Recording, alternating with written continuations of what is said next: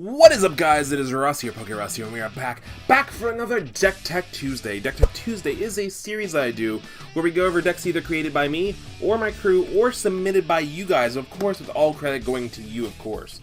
But we go over these different decks, what they do, how they function, and why we make some of the choices we make. And if you have any input, you can leave it in the comment section down below for either me or the creator of the deck, because they watch this series as well, so they're always up for interesting things. So this was actually submitted by a locals player of mine, Spencer M, I believe, Spencer M. His name will actually be down in the description box down below if I messed that up, but also the deck will be in the description box down below in a link to DB decks. So this is the Triple Flash Sun Goku with the Goku, Super Saiyan 3 Goku leader. So this deck's super strong, super crazy, and like literally I went to locals. I hadn't been to locals for a little bit because I actually switched locals to another store, and now I have more than one locals, which is absolutely crazy.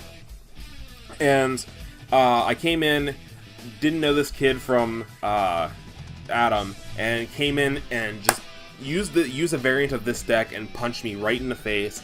Lost for the next 2 weeks, I'm not gonna lie. Lost to him for the next 2 weeks, crazy.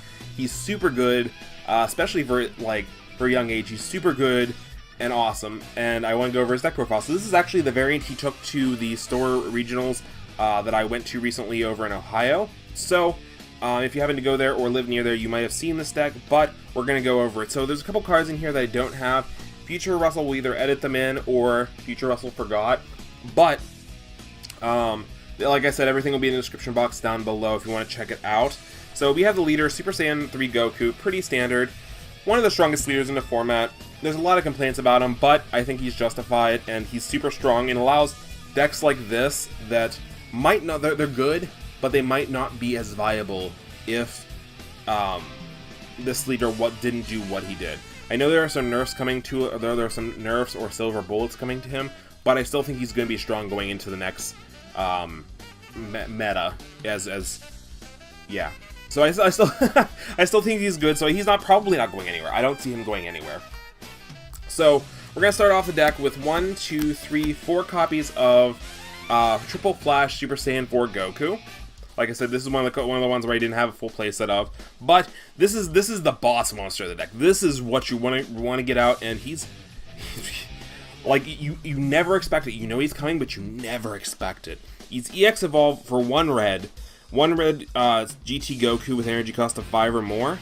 He has Deflect, which means he is not affected by counterplays, Triple Strike, and when you play this card, draw 2 cards, and you cannot activate EX Evolution for the duration of the turn.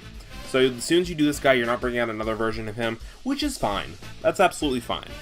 But you draw 2 cards, instant plus, and permanent. If this card's power is 40,000, your opponent or more, your opponent cannot activate counters in the battle where this card is attacking. So absolutely insane.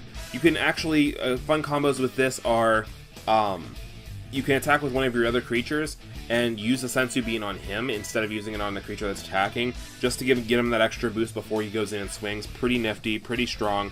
This card is absolutely insane. Triple Breaker that potentially can't be countered, that isn't affected by counterplay, so you can't even topo him. And it's just absolutely insane. Absolutely insane. 30,000, it's about 30,000 I've always talked about on this channel.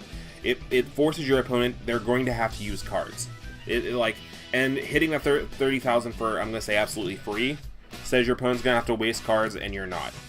Even if he doesn't go through, that's still a win. That's still a win. So how do we get this guy out? Well, we run 1, 2, 3, 4 copies of Determined Super Saiyan Goku. So he has critical, which is absolutely phenomenal. He's turn 3, and you're like, Russ, you turn 5. Well, his effect is when you have 4 or less life, increase the energy cost of this card in your battle area by 2. So when after you play him, he's a turn 5. We can go right into it. You pay 3. There's also other ways to cheat this little guy into play, which we'll go into soon, which makes him even cheaper. You can absolutely do this by turn 3, because this deck is red and blue. If you don't hit blue, you can go into this bad boy by turn 3, which is insane in the membrane. Absolutely crazy. So this is your main target for EX evolving. How do we get to him? We play 1, 2, 3 copies of Pint-Sized Goku, which when you play this card, look top 7 cards of your deck, use 1 red Goku GT and add it to your hand, so you have 4, 8, and 2 more copies of this in deck when you play it, which is super nice. You're rocking 1, 2, 3 copies of Grand Tour Spaceship. This will tutor you in either... you look at the top 7 cards of your deck, choose one Son Goku, a GT, Trunks GT, or Pan GT, or Giru with 1500 power less, and play it. So it either gets this guy into play, or it pumps this guy into play. Again, 2 mana, cheating this into play. Actually, you can still have a blue to cheat this one into play like this. So you have 2 blue, or 2 red, 1 blue. Turn 3, boom. Absolutely crazy. If your opponent's been aggro and you have 4 less life, obviously, you can go into this on turn 3, which is absolutely insane. Another way to cheat this out on turn, this little guy out on, or I should say this big guy out on turn 3, is you run 3 copies of Chain Attack Trunks. You actually sideboard Zeno because, again, this is more of an aggro variant, so you're not wanting to... You can switch the way the deck plays up a little bit, so you're not going as aggro and as in, so you sideboard the Zeno. This deck actually, speed-wise, probably is maybe a teeny bit slower than Bardock Goten, but it's way stronger. But it's like a mid-range instead of a super rush. So you have 4 copies of Intensifying Power Trunks. So this is turn 1. You drop this. You don't attack with it if you want, or you do. You cheat you play this. You cheat this little guy into play, and boom, crazy, absolutely crazy. So that's one of the things you can do. You are running 2 Foreseeing hits because obviously this card is absolutely bonkers in any red deck you play. I would even potentially suggest upping this, but again, it's not part of the main strategy. It's strong, but it's super strong if you do follow up with turn 3 play, or you have 5 mana where you can go into, if you already have him live, you can EX Evolve and Foreseeing hit. You got +2 cards there, down 2 cards, absolutely insane. This is another card I don't have, so I haven't proxied in here. This is actually supposed to be Combined Attack Pan. Combined Attack Pan. Combined Attack Pan is actually turn 3. If you have a Son Goku GT or Trunks GT with the 2500 power or more in play, which is this big guy. And, that's why I said 25 power, so not this guy. Not this guy unless you Sensu Beam him. You get to play this from your hand for free. And then, once per turn, choose one Goku or GT Trunks. In your battle area, it gets plus 5,000 for the duration turn. Pretty nice, pretty awesome. Gets a little bit of a boost and gives somebody else a boost, which is super nice. We're playing 2 copies of Topo. Pride and Justice, again, pretty standard on the block. This allows you to have counter plays when you're going against an aggro deck. So pretty awesome. You run 4 copies of Unbreakable Son Goku. You're never using this as like your what you're doing because you have to have 5 or cost or more, but you combo with this card, absolutely insane. Like, it's just unbreakable. I can't really explain it. It's a plus. It's a 1/10,000 plus. It's like an extra super combo. Speaking of super combos, we're running 4 Piccolo. One thing we realized at the event, potentially a strong play might have been 2 Piccolo to Supreme Kai, but I think 4 Piccolo, like, if you're not sure 100% sure of the meta, I think 4 Piccolo is just the safest call.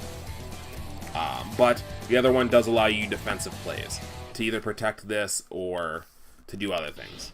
Like, I see both sides of the coin. Just one's a teeny, but I guess a teeny bit riskier. The blue engine we're running is 4 Sensu Beans, again giving you the option to power this up and obviously untap your mana so you can do crazy shenanigans where you have 3 mana, 2 blue, or 2 red, 1 blue, or whatever, 4 mana, whatever. You untap and your opponent doesn't see this big guy coming. Never. You're running 4 Unbreakable Trunks, or Unyielding Trunks for the same reason. Again, you're running a pretty aggro deck, so this allows you to make those extra plays and allows you to go insane. This one allows you to do all those plays without even having a blue mana, which is super awesome and nifty. It is playing 3 flutes. Obviously, there's a bunch of plays you can make with the flutes, but it's also super crazy with Pan. So it absolutely gives you free like Pan stuff. So you can, if you want to, you can, like, you have this guy on board, right? You have your big guy on board. You drop the pan. So we'll pretend this is the pan.